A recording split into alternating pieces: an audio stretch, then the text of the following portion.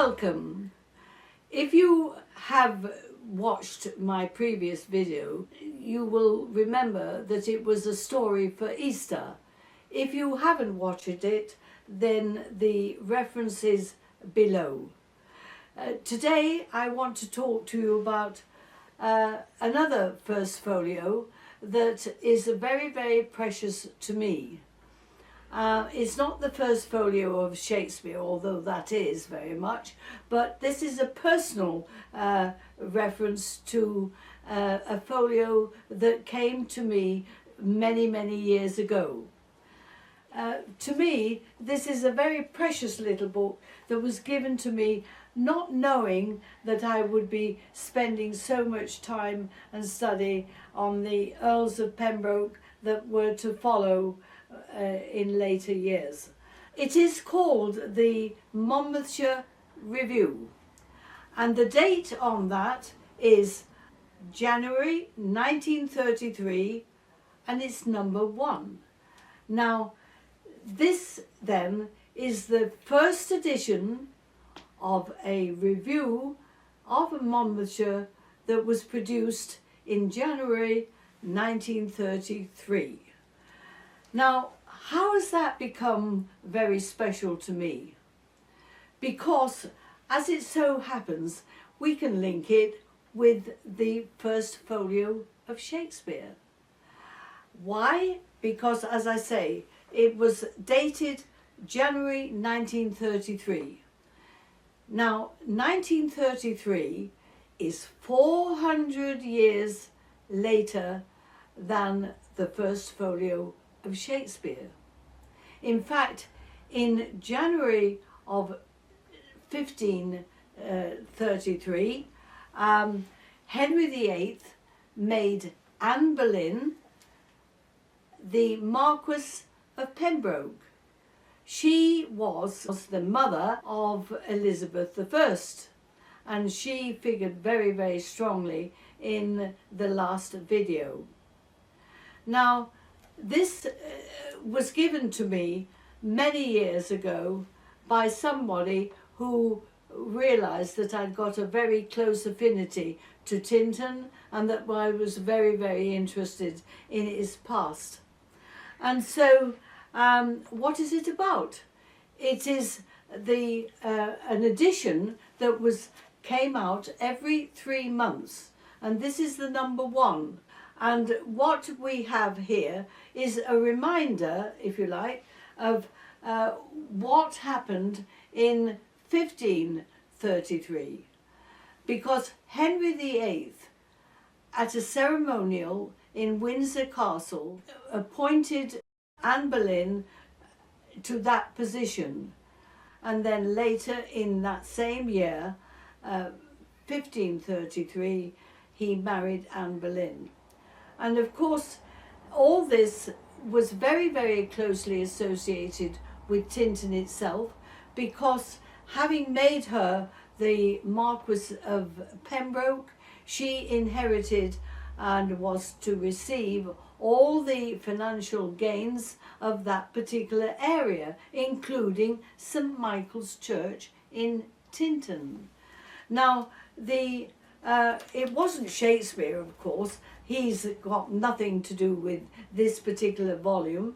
It was produced by somebody by the name of Griffith Davis, and he lived and produced it at Trellick in Monmouthshire, which figures again very closely with a lot of the work that I've been doing.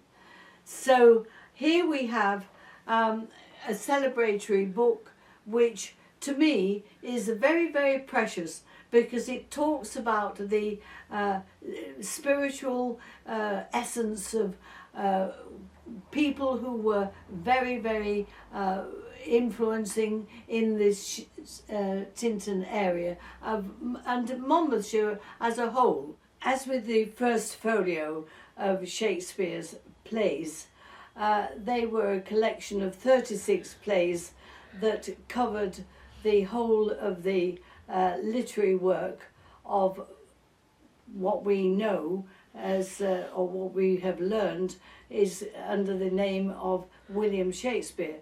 as I described in my earlier documentary, it was really Francis Bacon.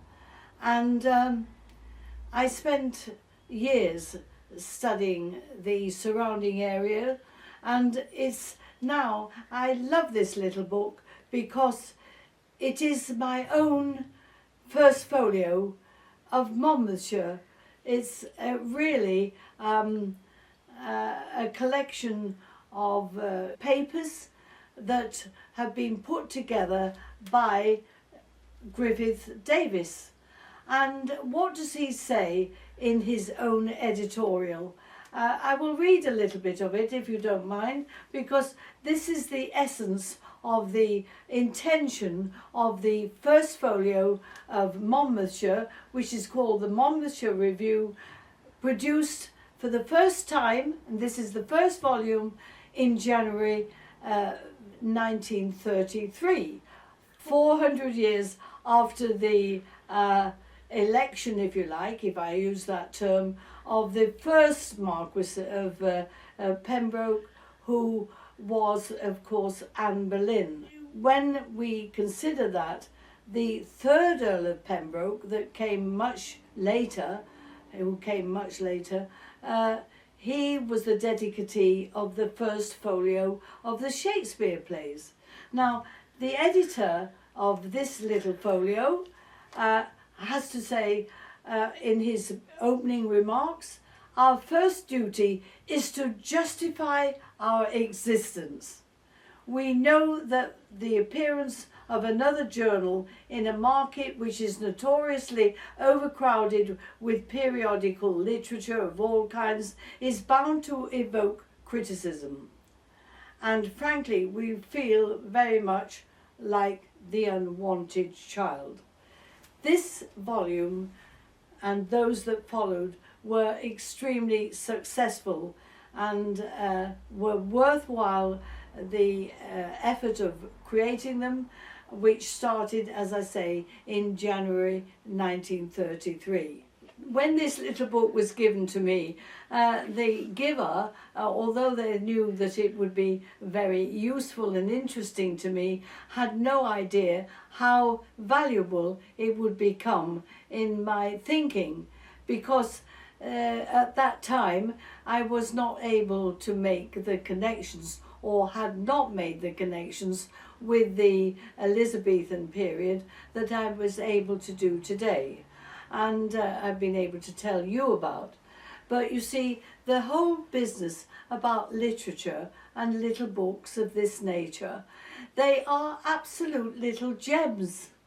And the creator of that review maybe had no idea at that time how wonderful I would have thought his contribution was. And I've been so privileged and lucky to have similar books and papers and gifts given to me that has helped me to draw together strands which other people may not have been familiar with at the time. Having spent years in this area, I've been able to make connections in a way that perhaps have been forgotten by some or not known about. And this little book is such a gem. I would like to remind us all that how important a book is, and how important libraries are, that one can use them as a resource to look out information that has been not known about or forgotten about or should be known about. We must be very careful before we turn aside any book that may become a useful commodity in the future. For me, I collect books. I collect and I look out for information that maybe have been forgotten, and I'm going to talk about two such little books that helped me with my last program absolutely. they provided me with gems of information that certainly had not been available to most people. So we have to be reminded sometimes, because we very often take it for granted, how available books are in the bookshops, and we know that most towns and cities have libraries and we have museums, but you know, with all the technology that we have in front of us, it's so easy to almost get our information on screen and live and this and that and the other, whereas really having a book in front of you and being able to read its pages, it says something else. And this is how I've got quite a collection of books that I have collected to do with my research for many, many years. Some of them are really quite rare. And I don't make any apology for saying that. And they are treasures to me. And I would like to remind the viewer of the last video that I did when I was talking about a very precious book by Edward Johnson, which talked about the code of the Shakespeare First Folio. Now, in it, he was speaking about the one word that is claimed, that he says only appears once in the whole of the First Folio, and that is the word shuttle. And of course, I recognised the use and how the use of that word had been applied in the allegory painting that I spent so much time talking about in the last video. Now, what I do recall that I said was that when I looked at the nativity scene at the top, it was clearly of the nativity scene of the Virgin Mary and the babe and Joseph. And then it was really referring to the middle section of the painting, which included a scene placed on a shuttle. Now, I could see the connection myself when I saw it, because I had had access to a very, very rare manuscript. The title of this special manuscript is The Voyages of the Venetian Brothers Zeno to the Northern Seas in the 14th Century. Now, as will be seen from this cover, this is a modern cover, and is not the cover of the original manuscript. And this copy, and I'm going to read what it says in this copy, because this is very, very important. And it says on the first bit that 100 copies were printed from the proceedings of the Massachusetts Historical Society, and only 100 copies were printed of this version of it. And this came about because a meeting had, one of the people who were responsible for this, Richard Henry Major, had spent some time in the British Museum studying this manuscript. And he then came into touch with the president of the Massachusetts Historical Society. That's in America. So we have here a conversation that took place between somebody who had studied this paper in the British Museum, and then made it available to the president of the Massachusetts Historical Society in America. That's across the pond in no uncertain ways. And this took place in 1874, actually. And what is it all about? What it is about is that these brothers actually in the 14th century were venturing and adventurers, and they were about the seas and discovering and using their skills in discovering new areas.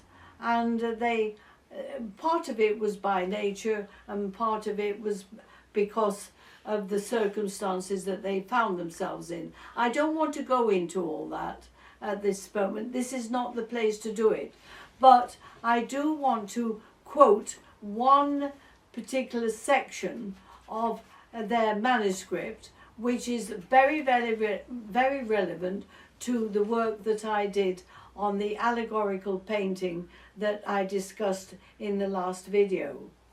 On page 11 of this manuscript, and I'm holding it up in front of you now, it says, and I quote, "Some of the monks are from Norway, Sweden and elsewhere, but most of them are from Shetland. The harbour is generally full of vessels detained by the freezing of the sea and waiting for the spring to melt the ice. The fishermen's boats are like a weaver's shuttle. They are made of the skins of the fish and sewn together with fish bones in such a manner that in bad weather the fisherman can fasten himself up in his boat." Now, when I read that, it made a very great impression on me, because in my mind I remembered that. And when I saw the allegorical painting, the weaver's shuttle spoke volumes to me as I remembered it. Because here we have a question that is a question: did the painter of the allegorical painting know about this manuscript, which has a 16th century origin and a 14th century before that, but I'm talking about various stages in its evolution as a manuscript. It is almost certain that the painter had known about this quote, because in an allegorical sense he is applying it to the top section of the allegorical painting. And you have the Joseph figure spinning a yarn and then weaving it into a yarn and using the shuttle boat, figuratively speaking, that is below it. It may not be the actual shape of a shuttle itself, but it is an allegorical representation of that quote. I think that that is absolutely certain, and it persuaded me that the painter knew and was using features of manuscripts and historical data that he had learned about before. Now, who could that be? Who was the likely painter of that allegory? The painter is, in my opinion, a representative of the Debris family, one of the most famous European printers of its day, of the Elizabethan period. Certainly some of the Byram collection drawings have got representative names from that family at the back of them. The painter, in my opinion, was Sandrat, who was a member of that family and who had married a local girl from Nuremberg in the 1600s, and she was the daughter of a local representative of an organization in a very professional way. So I think that it's practically certain that he was the painter and had access to and known about the manuscript of the Vino brothers. And now I probably should mention the figure at the bottom of the painting dressed in black. Given my interpretation of the allegorical painting in general, and I think that the main character within it is Francis Bacon, this would be his Alice Barnum, who was his wife. He married her in 1600 something. I think it was shortly after the death of the Queen. I think it was probably 1606, to be honest. And in that, he was married to her for 20 years, from 1606 to 1626. And that's 20 years. And now, because of Bacon's contrived death and funeral, she would be left a widow and is seen on her knees dressed as a widow. And I have to say that it is known that she, a short while after, a matter of days, 11, 12 days, she married one of the gentlemen members of their staff. Underhill, his name was. So there were no children. Bacon, although he was married to her for 20 years, they did not have a family. So that completes the general interpretation of that allegorical painting. I have now mentioned one or two factors that I did not mention in the earlier one. But I do feel very privileged to be able to say that I saw the manuscript of the Mino brothers, because that manuscript told me so much that the painter must have known about it, and it did have repercussions historically into the Scottish history centred around Roslin Chapel. There is another facet that I would like to refer to, but before I do, it's another an illustration of how important our art galleries are and our museums are, so that really the history of an awful lot of our heritage can be seen visually in our museums and art galleries, and thank goodness we have those kind of storages to which people like me can refer. And maybe if I remind people that it was the Massachusetts Historic Society that were in a way responsible for reproducing this little booklet that I've been able to refer you to today. So now we have another aspect of this story, which again includes the whole business of library usage. And this provided me with such a gem of a piece of factual information that cannot be ignored. This little book is called King Charles, Prince Rupert and the Civil War, from Original Letters. Now, why did this become so important to me?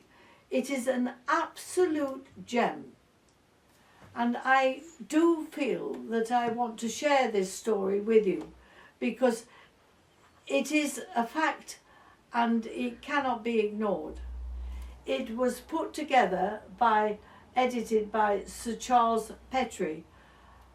The Petrie family were known Jacobite supporters, Stuart supporters. Now, as it so happened, I visited the Library of Bristol and I wanted to check whether they had in their store a copy of this book they had, and I was able to look at it courtesy of a member of the library. And what did I find? It was the story that had been put together by Sir Charles Petrie that I found absolutely unique and worth the telling. It was the story of a shoemaker, and this shoemaker had in his cellar a piece of furniture that had in it drawers that were, I suppose, of a secret nature, because he hadn't accessed them before this particular day. And when he opened the drawer on this particular day, he found a collection of numerous letters that they would just looked very old. And he started to use them for use in his shoemaker's business. And he happened to say this to a member that had visited his shop, and they eventually were shown some of the residue of what was left, and it turned out that they were original letters of King Charles I and his nephew Rupert, along with other members of their household. And what happened was that word got about that this is what these letters were, and Sir Charles Petrie put them all together and was able to produce this volume. I had seen it, but when I looked through the index, what did I see? Because the Civil War, which was the Civil War which was covered by these letters, was taking place in the 1640s. And when I looked at the index, I found an entry to do with Shakespeare. And I hurriedly looked at that page entry, and what it was an entry that showed that Charles I's wife, Queen Henrietta, had been following her husband on his military journey, and she didn't always do this, but she was doing it on this occasion. And the entry was that she spent this particular night, which was the 10th of July, 1643, at Susanna Hall's home. Now, Susanna Hall was Shakespeare's daughter. And so we have the Queen of England, Queen Henrietta, staying at the home of Shakespeare's daughter, Susanna, on the 10th of July, I'm repeating it, 1643. I found that quite extraordinary, because Shakespeare himself had died in 1616, and Susanna had been married to a Dr. Hall, who was in fact the executor of Shakespeare's will. So here we have the Queen of England staying some 20 odd years after Shakespeare's death with his daughter at New Place in Stratford-on-Avon. I thought that quite extraordinary and wondered how that had come about, because really when you think about it, the Queen of England, she was French, not a very popular queen, a Roman Catholic, and she was very, very outspoken and very vocal in her manner. She was very unpopular, but here she was staying with Shakespeare's daughter. Now, as it so happened, I was quite mesmerised by that, because I thought there must be a reason why Shakespeare's daughter had entertained the Queen at that time. Susanna Hall actually had paid hostess to the Queen of England, aged 60, on the 10th of July 1643. 6 years later, the Queen's husband had been executed in the January of 1649. But as it so happened, a few months later, exactly to the day, 6 years after the visit of the Queen, on the 11th of July, Susanna died. And she would have been 66, and it was exactly 6 years later after her visit. Now, in a way, you could say, well, what a coincidence. But I would remind the viewer that in the contrived death of Francis Bacon, he was aged 66 when he manufactured his own device, and his code of Edward Johnson's is based on number 6. So we have Susanna,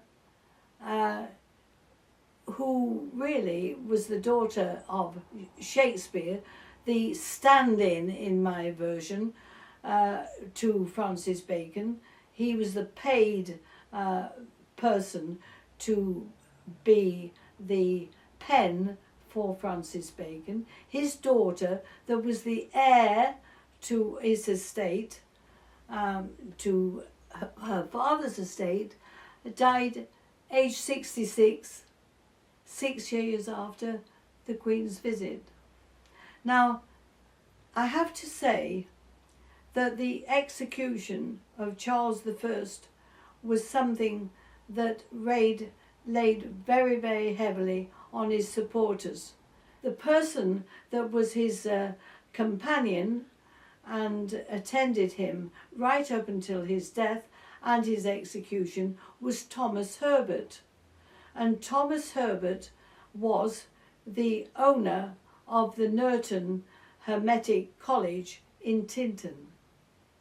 And he was the constant companion of Charles I, who gave him his own first folio, which was actually a second edition, but he gave it to Thomas Herbert. And then what we have to know is, and I am informing my viewers of this, the physician to Charles I from 1637 up until his demise was Arthur Dee, John Dee's son. Now, Arthur Dee was absolutely aware of the whole history surrounding Francis Bacon and his own demise. He'd been in attendance to his father in his Manchester days here, and was in fact an assistant to John Dee's wardenship to the Manchester Collegiate Church. Arthur Dee was the assistant to his father as the warden of the Collegiate Church, and he married Isabel Prestwich from Manchester. And so there is a very close relationship with the Dee family and the Manchester history of the Collegiate Church, now Manchester Cathedral. And it was during this time that Dee left to help in the design of the Elizabethan theatres. Now, I have to then go back to the precious book that I saw in the Library of Bristol, and the editing had been done by the Jacobite Petrie, and although I had been able to copy some of the significant entries, I was desperate to own a copy of it myself, And so looking about as I did and do, I managed to acquire a copy that had been a copy that had been a member of a library, that had been owned by a library. And when I received it, I had no idea where it had come from. It was quite clear that this library, and I won't mention it by name, had decided that it didn't want it any longer on its books. And what I have to say is, in that book, there was a very, very important fact that isn't generally known about. It was recorded that Susanna, the Queen of England, had stayed with Shakespeare's daughter on the 10th of July 1643. Now, that information is very, very rare. Now, it might not be important to a lot of people, but it is important to the researcher when they have got an eye for the detail. And I certainly have an eye for detail. And it seems to me that sometimes these libraries, who probably need the space or need to discard some of the books, because this book had been discarded because I bought it and I have all the details of the last people that lent this book or took it out, and it was quite a busy book. Now, I feel that it's very sad that libraries and museums do feel that they need to abandon scholarship that's been accumulated through the centuries by people whose work should not be forgotten. And I think in this modern day of technology and artificial intelligence, which we're all being subjected to, some to the good and some not so good, and worrying for certain people who have not got the ability to assess whether they're accurate or not, the whole resource that is stored in our libraries and museums is absolutely fantastic, and that is throughout the world. So let us not forget that, and let us not forget that the ability to read and the ability to see is some of the most precious gifts, along with language, that any of us can acquire. And I really do feel that I've been very privileged in what has come to me over the years. And I'm not criticizing other scholars for what they've done. I wouldn't dream of doing that. But I have been very fortunate to see in particular things that other people may not have had the advantage to see. And that is what I want to say this afternoon. Thank you for watching.